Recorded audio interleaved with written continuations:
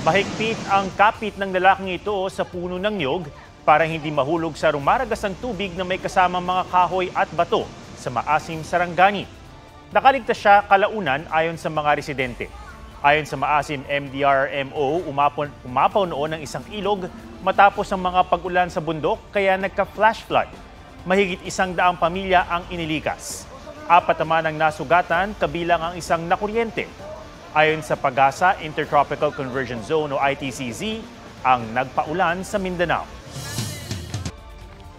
Tiniyak ni incoming Ombudsman Jesus Crispin Remulla na wala siyang sisinuhin at hindi raw gagamitin ang bagong posisyon para may puntiryahing kampo. May report si Salima Refran. Wherever it exists. As Ombudsman Remulla is expected to uphold transparency, strengthen anti-corruption measures, and ensure that justice is administered fairly and efficiently. Inaasahan daw ng Malacanang na itataguyod ang mga yan ni Justice Secretary Jesus Crispin Remulla ang napili ni Pangulong Bongbong Marcos na bagong ombudsman kapalit na nagretirong si dating Supreme Court Justice Samuel Martires. There will be no sacred cows, no exemptions, and no excuses. Nakatakda sa Huwebes ang oath-taking ni Remulla. 7 taon ang termino niya bilang ombudsman. Tungkuling alinsunod sa saligang batas ay protector of the people o kinatawan ng taong bayan sa paghahabol at paghahabla sa mga abusado at tiwaling taga-gobyerno. Kasama si Remulla sa 7 nasa shortlist ng Judicial and Bar Council o JBC na isinumite sa Pangulo kahapon. Pero matatanda ang si Remulla ay inireklamo ni Senador Amy Marcos sa ombudsman kaugnay sa pag-aresto kay dating Pangulong Rodrigo Duterte. Batay sa rules ng JBC, di pwedeng manominate ang sinumang may kasong kriminal o administratibo. Kaya nausisa ang pag-shortlist kay Remulla sa confirmation hearing kanina ni retired Supreme Court Associate Justice Jose Mendoza bilang JBC member. Surely you're aware that the pending cases were not merely administrative, but in fact criminal. We are aware of that, but he was able to obtain a clearance. Tingin ng senadora na kapatid ng Pangulo, piniling ombudsman si Remulla sa layuning gipitin si Vice President Sara Duterte. You still believe na may planong ipakulong si VP? Sigurado ako. Mukhang planchadong-planchado na. Kung hindi makakalusot yung impeachment, nako yung plan B, diretso na tayo sa plan C. Planchado na ang lahat. Sinusubukan namin kunin ang panig ng Malacanang. Pero si Remulla, iginiit na di nga gagamitin ang posisyon para lang may puntiryahin. It will not be weaponized. Wala itong sisinuhin. Kabilang sa harapin ni Remulla ang issue ng confidential funds ni Vice President Duterte, lalo't nasa ombudsman ng report tungkol dyan ng House Committee on Good Government and Public Accountability. Nasa ombudsman na rin ang rekomendasyon ng Independent Commission on Infrastructure at DPWH sa paghahabol sa mga dawit sa kinurakot na mga proyekto kontra baha. We're entering in the midst of a firestorm. Let's sort out this mess that we're in right now. At hanapan natin ang sagot. At hanapin natin ang mananagot. Dati nang sinabi ni Remulla na kung maging ombudsman, handa siyang bigyan ng access ang media sa SALE ng mga opisyal ng gobyerno basta't may safeguards sa data privacy law. Magsisilbing officer in charge ng DOJ si Undersecretary Frederick Vida. Salima Refra, nagbabalita para sa GMA Integrated News.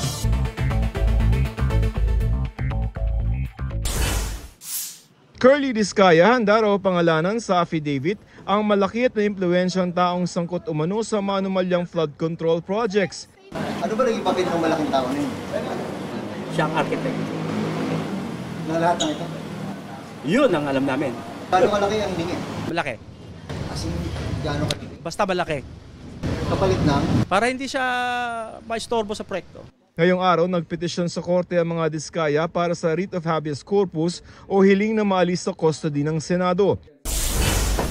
Senator Mark Villar na humarap sa Independent Commission for Infrastructure pinagpaliwanag sa budget ng DPWH nung siya pa ang kalihim.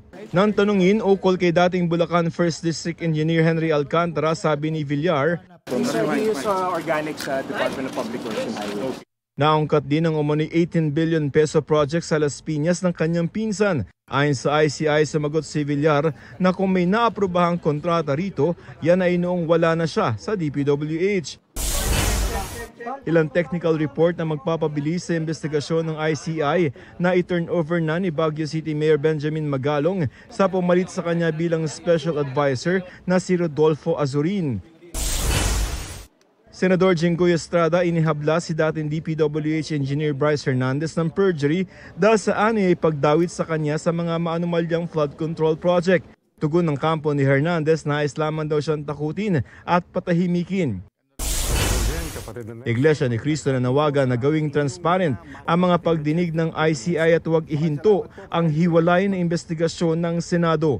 Hindi rin makatutulong ang investigasyon ng ICI sa palihim nitong pag-iimbestiga. Ano pat anuman ang maging resulta nito ay posibleng hindi maging katanggap-tanggap sa mga mamamayan at makadagdag lamang sa nagaganap na kaguluhan at kawalang katiyakan. Kailangang bukas at dapat masaksihan ng sambayanan ang mga pagdinig sa isinasagawang investigasyon. Joseph Morong nagbabalita para sa GMA Integrated News. Hindi lang sa mga motorista pabigat ang mahal na petrolyo. Pasakit din sa bulsa ng mga consumer, lalo't kabilang ang krudo at gulay sa mga nagpabilis ng inflation noong isang buwan. May report si Bernadette Reyes.